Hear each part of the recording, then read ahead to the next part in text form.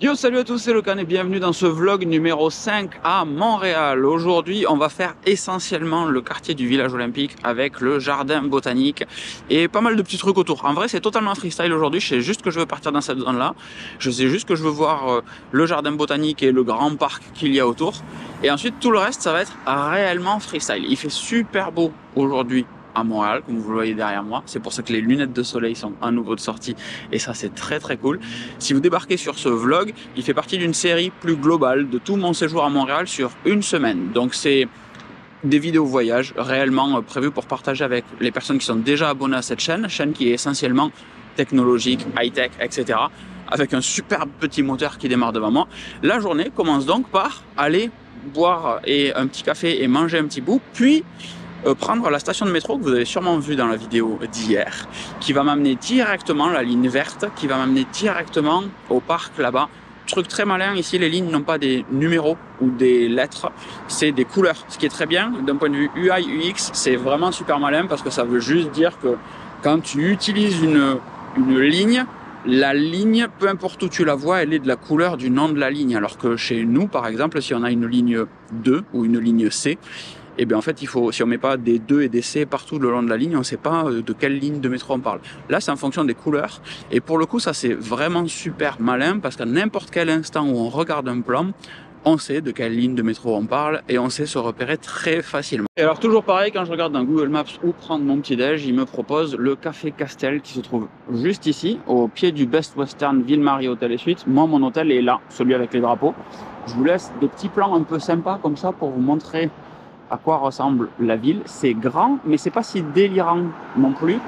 Et tout ce qui est Mont-Royal qui semble se situer là-bas. Petit café beaucoup trop mignon qui ressemble à ceci, clac. Et vous constaterez que je suis de plus en plus à l'aise devant une caméra quand il y a du monde, même s'il n'y a pas forcément du monde super autour, mais c'est un plan qu'en début de semaine, j'aurais jamais tourné. Donc c'est super bien ces vlogs parce que ça m'apprend à sortir de ma zone de confort en fait, réellement. Celui de hier, je l'ai terminé de l'éditer à minuit et demi et debout à 7 heures pour l'envoyer, l'écrire, etc. Donc c'est un rythme que je tiendrai jamais en France. Pour autant, ici, c'est challengeant, c'est intéressant. C'est pour ça que je voulais faire cette petite série de vlogs, justement. Ouais, c'est clairement pas un rythme que j'arriverai à garder en France parce qu'il y a le crossfit tous les jours qui me fatigue et du coup, en fin de journée, j'arrive plus à me concentrer sur un ordinateur. Il y a la journée qui cérébralement me fatigue aussi. Enfin bref, il y a toutes nos petites contraintes alors que là en fait je fais que manger, marcher, voir de jolies choses et du coup ça se passe très bien. Avec un temps comme ça, je regrette aussi de ne pas me voir forcer un petit peu pour amener des affaires de course à pied et être allé courir 3-5 bornes juste un petit peu. Par contre après j'ai une salle de sport à l'hôtel, donc je vais aller tester la salle de sport de l'hôtel. S'il y a quelques petites dumbbells, ça serait sympa de faire un petit peu de sport. J'ai un short et un t-shirt, donc je pourrais bricoler quelque chose, ça serait déjà ça. Mais là encore une fois on revient chercher, oh putain excellent, mais là encore une fois on revient chercher le métro pour aller directement au jardin botanique. Bon, dès que tu sors du métro, tu prends une petite claque dans la gueule. Sortie de métro, donc on est au parc olympique avec un tremplin de saut en ski, quelque chose comme ça. Un gros cinéplex où il va falloir que j'aille voir pour réserver ma séance de ciné si je veux aller au ciné voir Gardiens de la Galaxie lundi matin. Et ça a l'air mignon. Ça a l'air quand même pas mal mignon. Ça va être une belle journée. Ça c'est moi et ma chance légendaire. La tour, qui est donc le tremplin de saut, est fermée temporairement. Yay! Ce que je trouve génial, c'est que dans le village olympique, il y a des gens qui font du sport.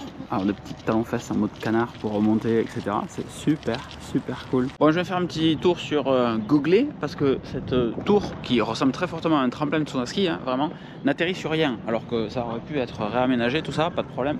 Sauf que le sol remonte. Un tremplin de saut à ski, ça ne remonte pas. Enfin, l'atterrissage, du moins. C'est pas du tout une tour de saut à ski. Alors que vraiment, on pourrait le croire, c'est pas le cas. Ça a été réaménagé. C'est une tour inclinée, c'est une des plus grandes tours inclinées du monde et j'ignore totalement en fait. Vous me mettrez dans les commentaires ce que c'est pour vous.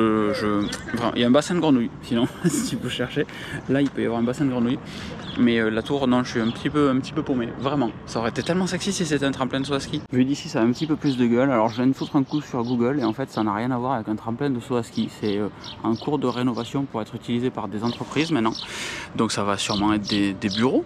C'est des affiches que j'ai vues sur le côté, que 2 des plus grosses entreprises réutiliseraient la tour. Que la tour est à 100% prise par 2 entreprises.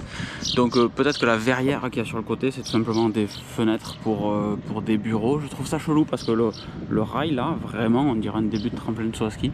C'est sûrement fait exprès, on est en plein milieu d'un village olympique, mais bon, perturbant. Désolé pour la fausse information, ça remonte un petit peu par là, j'ai aucune idée d'où je vais. C'est totalement freestyle aujourd'hui, réellement aucune idée.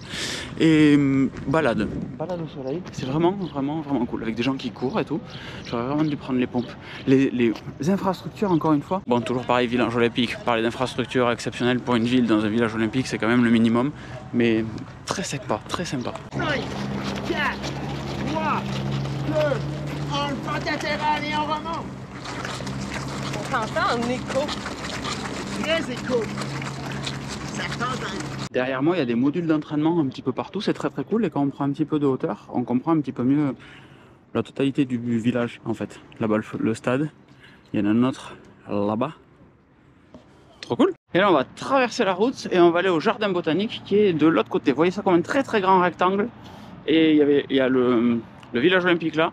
Et de l'autre côté, apparemment il y a une course ou quelque chose comme ça. Je vois il y a beaucoup d'activités en face. Ça va être bien ça.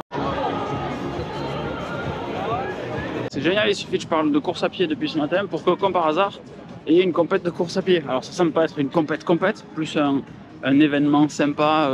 Je sais pas, il y a un YMCA derrière, donc peut-être que c'est un effet de groupe. Je sais pas, je n'ai pas demandé du tout, mais juste c'est trop mignon. Voilà, il y a une petite ambiance toute mignonne. Il y a des petits jouets gonflables pour les enfants. Derrière là-bas, il y a des gens qui jouent à je sais pas quoi. Là, il y en a qui jouent au frisbee. Ultra bon vivant, ultra cool. Un samedi. Saturday in Québec. Saturday in Montreal. Ouais, c'est ça, il y a un 1 km et un 5 km apparemment de ce que je vois. 5 km ici, 1 km là-bas derrière. Très cool, avec les gens qui arrivent. Beaucoup trop chaud. Et Cotton Eye Joe qui tourne en arrière-plan, yeah! Les gens sont tellement tous de bonne humeur ici, en fait, c'est juste incroyable. Alors sur des événements comme ça, c'est entre guillemets normal. Mais même en France, sur des événements comme ça, on est chiant en fait. Juste on se prend la tête, on est beaucoup trop sérieux, etc. Là, tout le monde sourit. On a l'impression que c'est mandatory en fait de sourire. Tout le monde juste est heureux. Ça se passe trop bien et heureux ou fait semblant ou peu importe. C'est comme quand aux États-Unis on dit hey salut comment ça va. On s'en fout de comment va la personne qu'on a en face de nous réellement. Mais pour autant, ça n'empêche pas de poser la question et de faire semblant de s'intéresser. Et ça a contribué à un bien meilleur climat, je trouve. C'est vachement plus cool ça. Et de côté, ce qui semble être un tremplin de saut à ski n'est évidemment pas un tremplin de saut à ski. Et même, je sais pas si vous le voyez, mais on voit les bureaux. On voit des petites lignes, on voit des semblants d'étages d'ici. Alors je sais pas si c'est juste de la structure, mais toujours est-il que c'est présent. Donc là, typiquement, je voulais passer par l'entrée principale, l'entrée des artistes, du coup par ici. Et en fait, le bâtiment est totalement en rénovation, donc il n'y a absolument aucun intérêt. Et les tulipes sont pas toutes fleuries. Il y en a certains, il y a des bancs qui ont fleuri. Genre là, voilà. Hop. Il y a un banc qui est totalement fleuri, là-bas qui est totalement fleuri. Et là, rien du tout. Derrière moi, si vous vous souvenez, c'est pareil, ça n'est pas sorti. Donc en fait, j'aurais fait le tour par là où je suis arrivé. J'ai longé tout ça pour passer et revenir par l'entrée. Et en fait, l'entrée se fait maintenant par le côté. Alors maintenant, le temps des rénovations, s'il faut, si vous venez dans 2 ans, j'espère pour vous que ça sera rénové et que vous aurez la grande entrée par ce bâtiment qui a l'air pourtant splendide. Comme certains me l'avaient indiqué, le jardin botanique en sortie d'hiver, c'est peut-être pas super pertinent. La roseraie en tout cas, aucune rose n'est encore sortie pour l'instant. Il y a un insectarium juste ici. En vrai, le jardin botanique, c'est plus un moment de nature dans une grande ville pour moi. C'est pas, j'y vais pas réellement pour voir quelles espèces ils ont de telles plantes ou de telles fleurs, etc. Ah, il y a des pans par contre, ça c'est super cool. C'est juste pour se balader, voir comment c'est aménagé. Ça déclenche plein de trucs chez moi. Ce que je pensais être un pan, parce que chez nous c'est des pans, n'est pas du tout un pan. C'est une gousse. Coucou. Alors c'est un peu vénère les gousses, donc moi je m'avance pas trop. Voilà. J'ai déjà vu beaucoup trop de vidéos de gens qui se font défoncer les mollets par des oies. Mais c'est Mimi. Voilà, et puis là, il y a pareil, il y a ces petits jardins, etc. qui, normalement, doivent être un petit peu plus remplis. Mais c'est le genre d'endroit, typiquement, que je kiffe. Voilà, se balader là, avoir un petit peu de soleil, comme aujourd'hui, c'est juste super cool. Il y a ce pipe qui se promène. Coucou. Et voilà les trucs que je trouve cool quand tu voyages tout seul. C'est qu'il y a un bon spot, il y a un arbre qui sent bon pas loin, il y a un banc, j'ai envie de me poser. Je me pose, je prends l'iPad, je lis, ou juste rien du tout. Et ça, c'est ultra agréable. J'ai souvent ces envies-là, moi, en fait, de me poser, de prendre du temps, ou de checker un truc. Je croise un truc, ça m'interpelle, ou je pense à un truc qu'il faut que je fasse en rentrant, ou j'ai envie d'avancer sur un sujet, quel qu'il soit. Mais on a tous des moments comme ça où il se passe des trucs dans nos têtes et on se dit, j'aimerais faire ça maintenant, ou je pense à ça et j'aimerais avancer dessus. Moi, c'est mon côté Asperger, c'est-à-dire que quand je pense à un truc, ça ouvre un tiroir dans ma tête et j'ai besoin de fermer ce tiroir. Donc c'est pour ça que les listes de notes comme Things ou Reminders, les listes de rappel me servent bien. C'est noté, je sais que c'est là et je sais que je peux y revenir à n'importe quel moment. J'ai juste à me souvenir que je pensais à un truc et je peux retrouver le truc facilement. Mais il y a des moments aussi où on a juste envie de se poser ou juste envie de faire ce qu'on veut. Et dans ce cas-là, voyager tout seul, c'est juste être tout seul, c'est génial. Parce que tu fais ce que tu veux quand tu veux et tu fais chier personne. Ou t'as pas le doute de savoir si tu fais chier quelqu'un. Et là, juste, c'est trop bien. Regardez. C'est excellent. On se remet en route gentiment. J'ai Nicolas également qui habite à côté du marché Jean Talon qui m'incite fortement à venir faire un saut à Jean Talon. Donc je pense que je vais finir le jardin botanique et reprendre un transport pour aller vers Jean Talon qui n'était pas forcément prévu, carrément pas prévu aujourd'hui. Prévu demain mais dans un planning au chausse-pied, donc très honnêtement je pense que ça aurait été compliqué.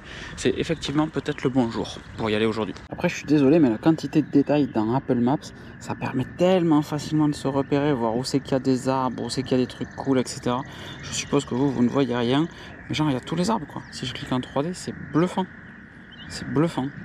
Et alors depuis tout à l'heure on est en pleine grenouille là, mais j'ai surtout failli en écraser une toute petite sur la route. Alors vous êtes au grand angle mais là je suis genre à 30 cm. Et elle bouge pas, elle est trop mimi. Beaucoup trop mimi. Et je sais pas si je l'ai dit dans un vlog, je sais que j'en ai parlé à quelqu'un, mais dans tous les cas, je croise beaucoup, j'entends beaucoup d'Iraniens en fait ici, j'entends beaucoup parler farsi et je me demandais, donc mon père est iranien pour ceux qui ne le savent pas, pour ceux qui découvrent cette série de vlogs, et un de mes gros regrets c'est de pas parler iranien en fait, de pas parler le farsi. Je comprends quelques trucs mais c'est vraiment difficile et tout simplement par manque de pratique. Je rentre pas dans les détails. Bref, et j'entends beaucoup de farsi en fait quand je suis ici et en fait donc j'ai demandé à la dame qui était à côté de moi et qui parlait farsi donc iranien, et il y a une vraie communauté iranienne en fait réellement sur Montréal, j'en entends régulièrement, c'est très agréable, je vous le cache pas, ça fait du bien, ça serait encore mieux si je pouvais comprendre ce qui se dit et le parler réellement, mais bon, quand on est dedans, c'est quand même plus facile, encore une fois. Bref, la visite au jardin botanique va se terminer et je vais aller rejoindre Nicolas au marché Jean Talon. Donc va se terminer gentiment, hein. Je suis quand même de l'autre côté, donc je vais finir de me balader gentiment. Et après, deux solutions s'offrent à moi, soit de louer un vélo, un Bixi, si je dis pas de bêtises, l'équivalent des Vélib ici, soit tout simplement de reprendre le métro pour repartir. C'est très mignon quand même, hein. Je vous montre que derrière moi c'est une grande allée, etc. Mais de l'autre côté c'est quand même pas mal du tout. Ça pourrait être mieux. On reste sur une grosse ellipse avec avec cette route là qui casse un petit peu tout, avec de gros espaces encore une fois, ça manque d'arbres. J'aimerais être plus abrité quand je visite un jardin botanique, je m'attends à voir des arbres partout.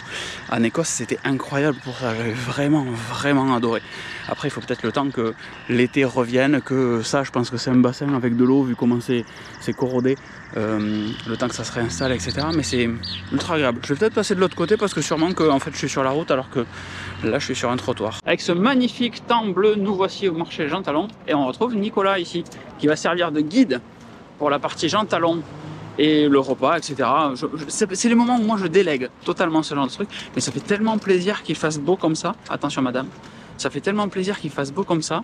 Par contre demain ça part en short. Demain ça part réellement en short. Je suis super chaud depuis tout à l'heure. Bon, je vous fais un petit plan comme ça, mais en vrai c'est compliqué de vous partager l'ambiance qu'il y a dans un marché. Il y a réellement des étalages dans tous les sens, comme vous le voyez. Moi ce qui me plaît beaucoup c'est l'organisation sur les étalages, c'est-à-dire que tout est très bien rangé tout le temps partout. Ça c'est appréciable et comme me disait Nicolas, du coup c'est un marché été-hiver. L'hiver il le ferme sur les côtés, il y a un peu moins de monde évidemment, mais ça permet d'avoir un marché qui est toujours vivant en été comme en hiver et sûrement une zone où on peut faire ses petites courses, etc. Donc c'est plutôt cool. Et après il y a d'autres stands là-bas du coup, jardin chez Michel, ok, il y a un petit peu de jardinerie, tout le monde vient en fait. Il y a vraiment tout, ouais. Ok. Cool. On allait chercher un petit sandwich juste derrière là. J'ai failli être très faible parce qu'il y avait des tacos al pastor en début de rue et que voilà en fait tu me proposes des tacos, je ne peux pas dire non, j'en mangerai par terre littéralement tellement c'est bon. Sauf que c'était cash only et pour le principe non, vous ne m'aurez pas. Et donc là on a des tables comme ça un petit peu partout autour du marché. Le marché est juste derrière là. Il y en a d'autres de l'autre côté là. Et nous, on a nos petits sandwichs. Et on va manger gentiment notre repas de midi. Franchement, c'est trop génial. Donc l'été, après, tu dois avoir un peu plus de feuilles dans les arbres avec un peu plus d'ombre. Ouais, ça va arriver. Et il n'y a pas de bruit. Je faisais exprès de me taire. Juste, c'est calme en fait. Peu de voitures. La grosse allée, elle est un petit peu plus loin. C'est super agréable. Et après avoir mangé ces magnifiques sandwichs que je vous conseille parce qu'ils étaient vraiment très très bons, on arrive au parc Jarry qui est juste immense. Alors c'est toujours pareil, il y a un plan d'eau là-bas. Vas-y, tu pouvais passer. Il y a un plan d'eau là-bas, il y a des gens qui font du frisbee ici, de l'Ultimate. Il y a un truc dont j'oublie toujours le nom, là, un kiosque. C'est juste génial, il y a des enfants partout. Juste il fait bon. Et donc comme tu le disais tout à l'heure, en été, enfin dès que les beaux jours arrivent, les gens veulent vraiment reprofiter très vite de l'extérieur. C'est ultra, tout le monde sort, tout le monde ultra intense, ultra dense. Ça se voit, ils sont et il y a plein de gens, je vais vous montrer parce que là c'est trop loin pour la GoPro, mais il y a plein de gens qui sont, qui font des barbecues, qui mangent, qui ont sorti des tentes et des hamacs juste ici. C'est incroyable. Toujours dans le parc Jory, je suis très surpris qu'au fond il y ait des terrains de baseball, c'est ça qu'on va voir, mais il y a une piscine dans le parc. Une piscine immense en plus, c'est pas genre une piscine olympique, etc. C'est genre, il y a un gros trou avec plein d'eau dedans. Bon là il n'y a pas d'eau dedans puisque c'est le début, mais c'est prévu pour ça quand même, c'est assez incroyable. Allons au bout du délire, regardez la taille du machin. Alors si je me mets trop près, je sais pas si on le voit bien, mais je vais m'éloigner un petit peu du coup. Mais regardez la taille du truc. Partie profonde 3,20 m, l'immense majorité est petite, c'est genre une pâte aux joueurs, etc. sur toute la longueur. Et il y a une espèce de gros vide, effectivement, si tu veux faire des plongeons, je suppose que il y a des trucs à plongeons là. Dingue, à la ricaine quoi, XXL. Et après sur tout le côté là, c'est la partie tennis. Et du coup, chaque année, c'est les championnats du... C'est pas la Coupe Rogers. La Coupe Rogers, donc apparemment les épreuves de la Coupe Rogers, hommes-femmes, et donc les hommes sont une année ici, les femmes sont une année à Toronto, l'année d'après ils inversent, hommes Toronto, femmes Montréal, etc. Et je pensais que cette phrase serait beaucoup plus longue et me permettrait d'arriver au niveau du cours Rogers du coup, pour vous montrer un petit peu à quoi ça ressemble, mais toujours pareil, il y a un grillage, donc on va... Et hop là, un petit cours sympa. Bon c'est tout petit, c'est tout mignon. Si je vous mets là, je sais pas si vous voyez, si je vous mets là vous voyez mieux. C'est pas bien grand. Là, petite tribune ici. Mais c'est cool. Et surtout, ce qui est cool, c'est qu'on n'est pas Roland-Garros à l'extérieur de Paris, super loin, etc. C'est dans un parc, en fait. Et moi, c'est ça qui me rend fou, c'est qu'il y a... Le parc est immense et il y a énormément d'infrastructures dedans. Plus d'autres terrains de tennis ici, si vous voulez jouer le dimanche, avec des gens qui font du cricket là-bas. Là, on a du baseball. Là-bas, du soccer. Il y en a partout. Et là, il y a d'autres terrains de tennis, donc ce que je vous montrais tout à l'heure. Basket au fond. Basket, alors moi je le vois à peine. Ah oui, exact, il y a des panneaux blancs là-bas. Voilà, avec la GoPro, aucune chance que vous les voyez, je pense. Mais effectivement, il y a au moins 2 cours de basket au fond. Génial.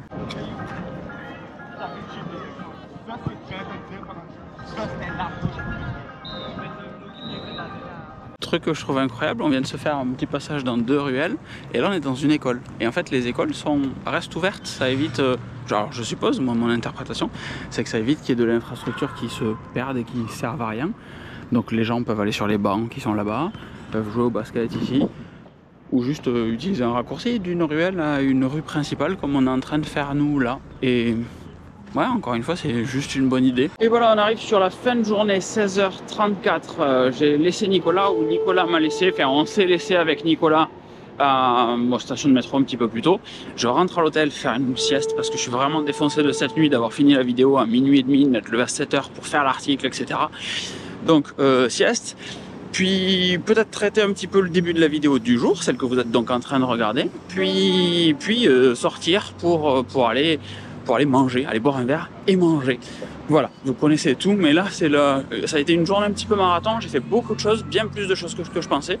Donc là je me autorise un petit peu de chill. Bon, et de retour à l'hôtel, un truc bête qui vient de me choquer, c'est que tous les draps sont changés, toutes les serviettes sont changées. J'ai l'habitude en Europe et dans d'autres pays d'avoir des papiers dans les chambres, dans les salles de bain, disant que si on veut que les serviettes soient changées, on les met par terre, etc. Et là, tout est changé, mon lit est fait alors que je ne l'ai pas demandé, la salle de bain, tous les draps ont été changés, toutes les serviettes ont été changées. Ça fait une consommation de ressources que je ne comprends pas.